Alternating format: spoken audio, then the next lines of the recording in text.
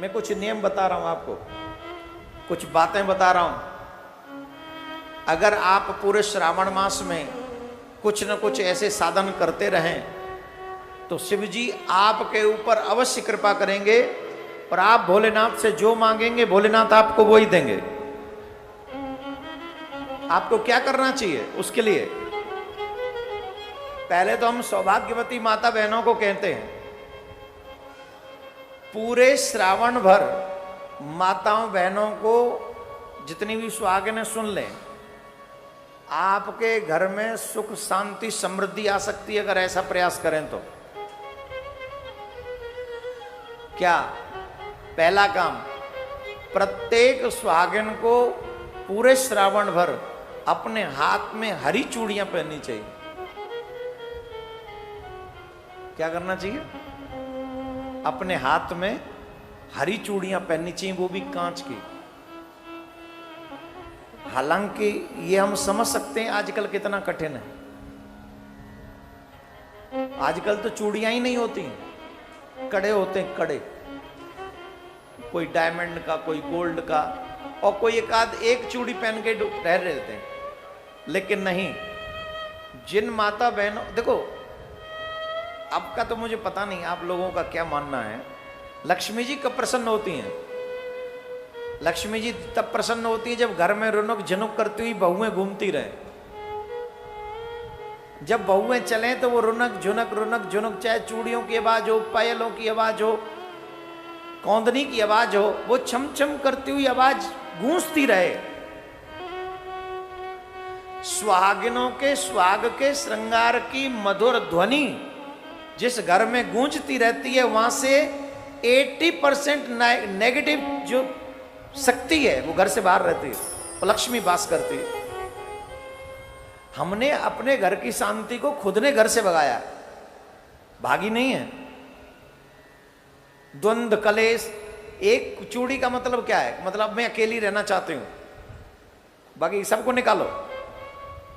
हाथ में इतनी बड़ी चूड़ियां इतनी पहनने का मतलब क्या है? मैं सबके साथ, मेरे परिवार, मेरा हार व्यवहार ऐसे ही बढ़े, संख्या में रहे। हमारे यहां आशीर्वाद देते, दूधो नाओ पूतो फलो। तो स्वागिनों को श्रावण मास में कुछ विशेष कार्य करने चाहिए जो मैं आपको बता रहा हूं। अगर आप ऐसा करेंगी तो आपके घर में सुख समृद्धि बढ़ेगी, इसमें कोई दो राय नहीं, शांति भी प्राप्त होगी। पहली, हरी चूड़ियां पूरे श्रावण भर पहने। दूसरा, काले कपड़े श्रावण भर बिल्कुल न पहने। तीसरा, पैरों में वो पायल पहने जो आवाज करती हों, छम छम वाली आवाज करती हों, वो पहने। मंगल सूत्र अवश्य पहने। प्रत्येक सुहागिन अपनी मांग पूरी लंबी चौड़ी भरे। ये मैं आपको प्रसन्न होने का कार्य बता रहा हूं। श्रावण भरती है तो मांग भरने से क्या होता जानती हो मैया? बताओ, आप बताओ, आप तो भरती हो मांग, बताओ मांग भरने से क्या होता है? क्या होता है मैया? जोर से बोलो। उम्र लंबी होती है। किसकी? आपकी? हाँ, पति की। पति की आयु लंबी। लेकिन आजकल की माताएं चाहती नहीं कि हमारे पति की आयु लंबी हो। क्यों? पहले की नारियां बड़ी मांग भरती थी, यहां से यहां तक बड़ी मांग, मतलब लंबी आयु। आजकल माताएं इतनी सी भर लेती, बहुत परेशान करता ज्यादा जी के, क्या करेगा। हाँ, छोटी सी मांग। हमारी माताएं अब छोटी सी मांग भरती, इतनी सी, बहुत परेशान करता। ठहर, मांग अभी बंद करती हूं भरना।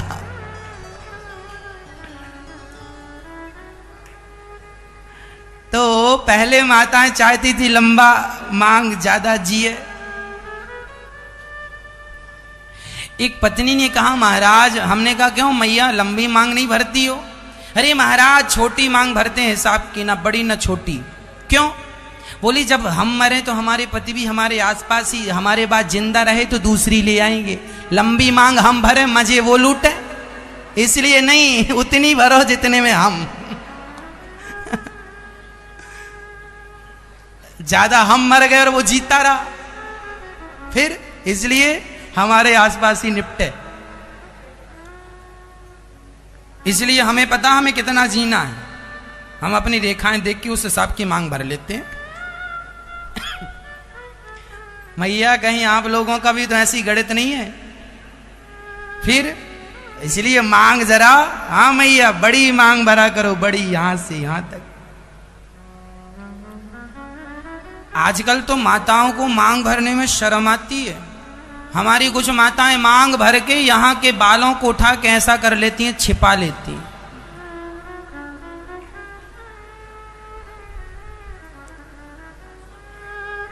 आजकल माताएं सिंदूर नहीं लगाती, कुमकुम नहीं लगाती, रोली नहीं लगाती, घिस नहीं ले आती, घिस लेती। घिस लिया हो गया।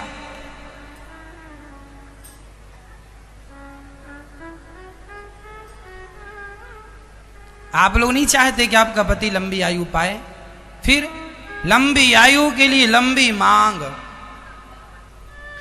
बिहार की माताओं को हमने देखा, वहां आज भी माताएं अपने मांग में सिंदूर ही डालती हैं, और वहां पर मांग नाक से शुरू होती है, यहां से लेके यहां तक जाती है। बिहार में हमने देखा, ये केवल बिहार में ही हमने देखा और कहीं नहीं देखा। उनकी मांग यहां से शुरू होती है नाक से, और यहां तक जाती, सही है मैया, यहां तक जाती, सेंटर तक। इतनी लंबी आयु, और आपकी यहां शुरू होती है, यहीं खत्म।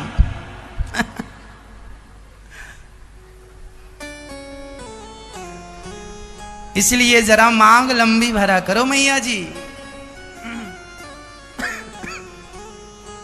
मांग लंबी हो, ये हमारे भारत का कल्चर है। भारत की महिला माथे पे बिंदिया, मांग में सिंदूर, गले में मंगलसूत्र, हाथ में चूड़ियां। आजकल की लड़कियां जो शादीशुदा, नई शादियां जिनकी हुई, अभी शादी हुई पिछले साल, उनने एक हाथ में चूड़ियां यहां तक भर ली और दूसरा हाथ खाली। क्या है ये फैशन? आग लगे ऐसे फैशन में, हाथ ही खाली कर लिया। हमारे गांव में कहावत कहते हैं, भगवान दुश्मन की बेटी का हाथ भी खाली ना करे। हमारे यहां कहते हैं दुश्मन की बेटी का भी हाथ खाली ना हो। फिर, और आपने जानबूझकर अपना हाथ खाली कर लिया। हाथ खाली का अर्थ है पति की मृत्यु। सुहागन स्त्री अपना हाथ खाली ना करे, ये बहुत बड़ा अपशगुन माना जाता। जब तुम चूड़ियां बदला करो तो भी चूड़ियां उतारते समय भी एक चूड़ी हाथ में रही आए। इसलिए हमारी माताएं वो लाल कलर की या काली कलर की चूड़ी माता का प्रसाद समझ के पहनती हैं। नवरात्रि के समय पे वो चूड़ियां आती हैं ना, सिंपल, क्या बोलते हैं उन्हें, हाँ? वो लाल और ब्लैक कलर की कुछ चूड़ियां होती हैं, वो माता जी को स्पर्श करा के वो प्रसाद रूप में सालों भर लोग रखते हैं। एक चूड़ी वो लाल या काली कलर की पीछे पड़ी रहती है। जब भी तुम्हें चूड़ियां बदलनी है तो सारी उतार दो, पर एक बची रहे। पर तुम्हारा फैशन तुम्हें नहीं जीने दे रहा है। तुम्हें लगता है कि वो रहेगी तो अलग दिखेगी, इतना दिखाना भी किसे है? अच्छा, माताएं चूड़ियां नाना प्रकार किस लिए पहनती हैं देखे। अच्छा ये बताओ मैया, आपका जो श्रृंगार है ना, उसे सबसे ज्यादा कौन देखता है? बताओ कौन देखता? हाँ, पति को इतना टाइम नहीं है कि तुमने चूड़ी किस कलर की पहन रखी है, वो नहीं देखता। तुम ये जो चूड़ियां पहनती हो ना यहां तक, ये तुम अपनी पड़ोसन के लिए पहनती हो। देख लाई हूं, पति को पता ही नहीं कि तुमने इतनी महंगी लाई, उसे फालतू मतलब ही नहीं तुम्हारी चूड़ियों से। तुम 2 भी डाली रहोगी तो भी उसी की पत्नी हो, और पूरा भर लोगी तो भी उसी की पत्नी हो। हाँ, इसलिए जो आप श्रृंगार करती हैं ना, वो श्रृंगार तो हो, पर हमारी जो सनातन धर्म की मर्यादाएं हैं उनका उल्लंघन ना हो। जो माताएं बहन चाहती हैं कि हमारे पति की दीर्घायु हो, उन्हें कुछ श्रृंगारों का त्याग कभी नहीं करना चाहिए। ध्यान से सुने माताएं बहन, सौभाग्यवती माताएं बहन, इस बात को ध्यान से सुने। कभी भी सुहाग की इन चीजों का त्याग कभी नहीं करना चाहिए। इसमें हल्दी का प्रयोग कहीं ना कहीं देवियों को अपने अंग में करते रहना चाहिए, चाहे तिलक ही लगाएं। रोली का भी प्रयोग नित्य करना चाहिए। सिंदूर जितना ज्यादा हो सके उतना ज्यादा सिंदूर अपनी मांग में भरना चाहिए। काजल नित्य अपनी आंखों में लगाना चाहिए। शुभ लगता है पान भी, भगवान को प्रसाद लगाकर बीरा भी थोड़ी बहुत स्वीकार करनी चाहिए। मंगल सूत्र हमेशा धारण करना चाहिए। चोटी हमेशा गूंथते रहना चाहिए। कान के आभूषण, नाक के आभूषण, कभी भी नाक को और कान को बिना आभूषणों के नहीं रखना चाहिए। अपने केसों को नित्य संवारना चाहिए, चोटी बनानी चाहिए। बाल खुले नहीं रखने चाहिए। आजकल बाल खुलने का फैशन चल रहा है। बिना विवाह में जब जाएंगी तो काली ड्रेस, बाल खुले, ऐसा लगता है जैसे नाग लोग से दिव्य नाग ने यहां पर पदार्पण हो रहा है विवाह में। कभी भी मांगलिक उत्सवों में ब्लैक ड्रेस नहीं पहननी चाहिए, चाहे स्त्री हो या पुरुष। आप किसी के विवाह में अगर ब्लैक कपड़े पहन के जा रहे हैं तो एक तरीके से ब्लैक झंडा दिखा रहे हैं उसे। कभी भी नहीं, नो ब्लैक ड्रेस।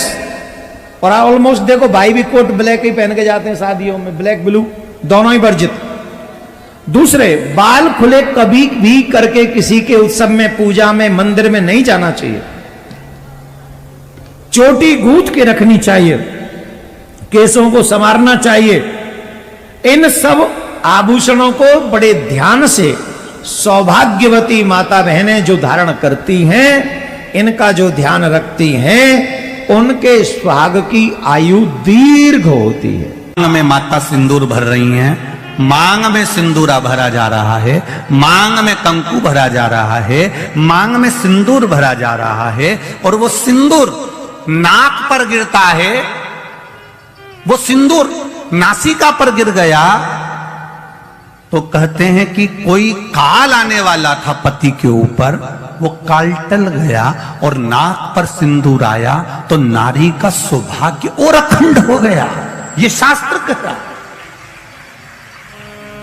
और सिंदूर भरते समय वही सिंदूर अगर भूमि पर गिर गया तो अब देखिए जरा, देवी भागवत को उठाकर पढ़िएगा।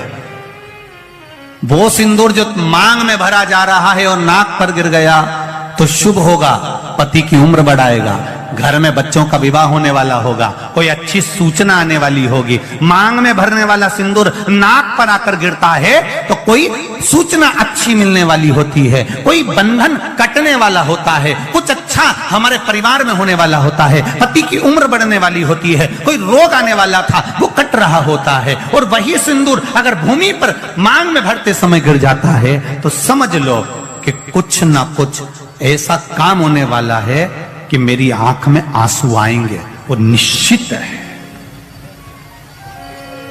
वो निश्चित है। चाहे वो किसी प्रॉपर्टी के चक्कर में हो, परिवार के चक्कर में हो, नातों के चक्कर में हो, पुत्रों के चक्कर में हो, बेटियों के चक्कर में हो, पति के चक्कर में हो, रिश्तेदारों के चक्कर में हो, कुटुंब मायका ससुराल के चक्कर में हो, पर निश्चित है कि नेत्र में जल जरूर आएगा। ये निश्चित था, क्योंकि भूमि पर वो सिंदूर अगर नाक पर गिरा है तो शुभ है, पर वही सिंदूर अगर भूमि पर गिरा है तो वो अशुभ है।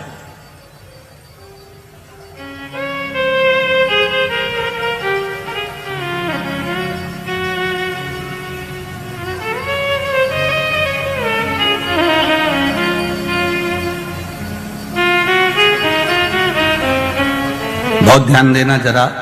प्रसाद शिव महापुराण की कथा चल रही है। संपूर्ण देशवासियों की मेरी माताओं से निवेदन है, मेरे इन भाइयों से निवेदन है, उसको जरा ध्यान से सुनना। आप सालासर बालाजी गए, आप मेहंदीपुर बालाजी गए,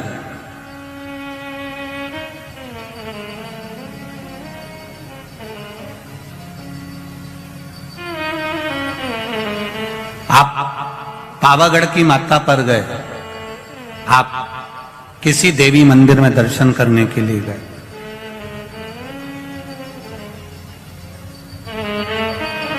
वहां से उन्होंने हनुमान जी के मंदिर का सिंदूर लिया और तुम्हारे माथे पर लगा दिया। समझना जरा कथा को बहुत अच्छे से। उन्होंने हनुमान जी का सिंदूर लिया, तुम्हारे मस्तक पर लगा दिया। अब मस्तक पर आपने अगर सिंदूर लगाया है और हनुमान जी महाराज का या देवी जी का या भगवान का सिंदूर आपके मस्तक पर लग गया है, तो वो सिंदूर कम से कम शास्त्र कहता है 2.5 घंटे तक आपके मस्तक पर रहना चाहिए। कितने घंटे तक रहना चाहिए? जम के बोलो जरा। 2.5 घंटे तक रहना चाहिए। कारण क्या है? भगवान के चरण का अगर कोई कुंकू या सिंदूर हमारे मस्तक पर लगाया गया है, वो 2.5 घंटे तक रहे, उसके बाद उस सिंदूर को किसी नैपकिन, कपड़ा या अन्य चीज से पोंछ देते हैं।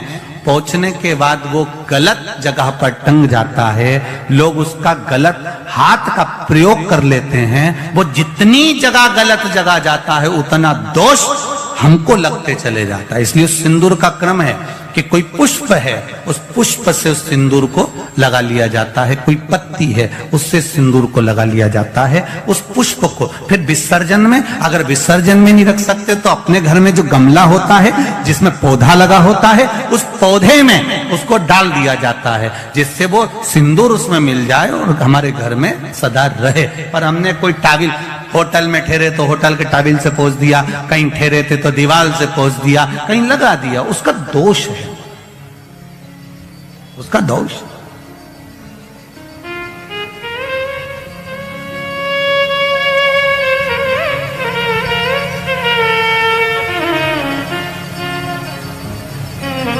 कितना सुंदर बात कहा गया है। नारी मस्तक पर मांग में सिंदूर भर रही है, नाक पर गिरा शुभ है, जमीन पर गिरा शुभ है, जमीन पर गिरा वो शुभ है, पर मांग का सिंदूर नाक पर आया। इसलिए आज भी बिहार में, जो लोग राजस्थान में, बिहार में, मारवाड़ में इधर उधर अगर आप लोग जाते होंगे तो जब कई बार आपने देखा होगा, आप जाइए जरा कहीं योग लगे तो दादी रानी सती के मंदिर पर जाइए, या आप कहीं झुंझुन जाइए, कहीं आप बिहार साइड, उत्तर प्रदेश साइड में जाएंगे तो माताएं जब मांग भरती है, जब वो छठ की पूजन करती है, कोई बड़ी पूजन करती है, तो सिंदूर थोड़ा सा नाक पर लगाकर सिर तक लेकर जाती है। चाहे बंगाल साइड में चले जाओ, चाहे आप यूपी में, चाहे बिहार में चले। श्री हरिदास जी राजस्थान से। राधे राधे महाराज जी। महाराज जी, मेरा मन प्रभु से बार बार जुड़ता है और फिर हट जाता है। मन को खींच कर लाते हैं, फिर प्रभु से हट जाता है। महाराज जी, ऐसा क्यों होता है? मेरा मार्गदर्शन। ऐसा सबका मन होता है, आपका ही नहीं है, ऐसा हर साधक का होता है। बार बार मन, अर्जुन जी भी तो पूछ रहे हैं, मन बड़ा चंचल है, एकाग्र नहीं हो रहा, ये बार बार भाग जाता है, चंचला ही मना कृष्ण। श्री भगवान कहते हैं इसे वैराग्य और अभ्यास के द्वारा वश किया जाए। अभ्यास ये जहां जहां से जाता है वहां से हटा के अपने लक्ष्य में लगाना, नाम जप में लगाना। और वैराग्य इस बात का, जिन भोगों में जाता है उनको बहुत बार भोगा है, बहुत जन्मों में भोगा है। अब इस जन्म में मुझे सौभाग्य मिला है धर्म पूर्वक भगवत प्राप्ति करने का, तो मन को बार बार समझाए और नाम जप और बढ़ाओ। खान पान पवित्र रखो, ब्रह्मचर्य का ध्यान रखो और कुसंग ना करो। वीडियो कुसंग वाले ना देखो, कुसंग वाली बातें चिंतन में मत लाओ, कुसंग वाली बातें क्रिया में मत लाओ। तो धीरे धीरे अभ्यास योग युक्त है ना, चेतसा नान्यगामिना। जब हम ऐसा अभ्यास करते हैं कि हमारा चित्त कहीं जाए ना, तो दीर्घ काल तक, थोड़े दिनों में नहीं होगा ये, दीर्घ काल निरंतर सत्कार सेवितो दृढ़ भूमि, सातु दीर्घ काल। जो नाम मिला है, मंत्र मिला है, दीर्घ काल तक अभ्यास करो, बार बार मन को हटाकर मंत्र में, नाम में लगाओ, एक दिन लग जाएगा, एक दिन बस में हो जाएगा। बस भोजन सुधार, संग सुधार, विचार सुधार और सावधान। सावधान इसलिए कि अब 5 मिनट हो गए, एक बार भी मंत्र नहीं जपा, मन विषयों में ले गया, संसार में ले गया, तो हमारे 5 मिनट बर्बाद हो गए। हाँ, हमको बहुत सावधानी रखे, इसीलिए हम कहते हैं कि जिह्वा को थोड़ा हिलाते हुए नाम जब पहले अभ्यास में लावे, तो जिह्वा रुकेगी तब विषय चिंतन होगा। पुनः सावधान हो, राधा राधा राधा, या जो नाम जप करते हो, तो जब नाम जप करोगे तो मन आपका बेचैन हो जाएगा। वो कहेगा नहीं, नाम जप मत करो, जो मैं विषय चिंतन कर रहा हूं करने दो, बस आप उसको विषय चिंतन मत करने दो, नाम जप वो तुम्हारे अधीन होने लगेगा। जो उसमें जलन होती है उसको सह जाए, उससे व्यथित न हो, भजन न छोड़ दे, किसी से प्रपंच न करने लगे, तो धीरे धीरे धीरे धीरे भजन में स्थिति आ जाती है। पर इसके लिए समय लगता है, नहीं, क्योंकि हमारा बहुत जन्मों से बिगड़ेल मन है। अब ऐसा तो नहीं कि बिल्कुल ना लगता हो, लगता है।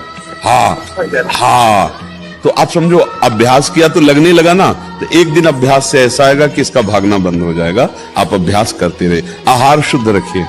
अगर आहार रजोगुणी तमोगुणी होगा तो भजन में विक्षेप होता है, और संग दृश्य आदि अगर रजोगुणी तमोगुणी भोग विलासिता की तो विक्षेप पड़ता है। बहुत सावधानी से ये परमार्थ का मार्ग बहुत सावधानी से निर्वाह किया जाता है। थोड़ा और भजन बढ़ाओ और अधिक समय भजन में दो, शांत एकांत, फिर आपकी पकड़ में आने लगेगा मन धीरे। जब ज्यादा लड़ा जाता है ना, तो तुम्हारे ही बल से मन बलवान है, वो परास्त हो जाएगा, आप नहीं परास्त होंगे। आप भगवान के अंश हैं और आपके ही बल से वो बलवान है। तो जब बार बार आप नाम जप करोगे, बार बार नाम जप करोगे, तो मन आपके अधीन होने लगेगा। अधीन जहां हुआ, फिर जो आनंद आता है, फिर मन बाहर नहीं भागता। आनंद के लिए तो मन बाहर जाता है, जब घरे में आनंद मिला हृदय में, तो बाहर काहे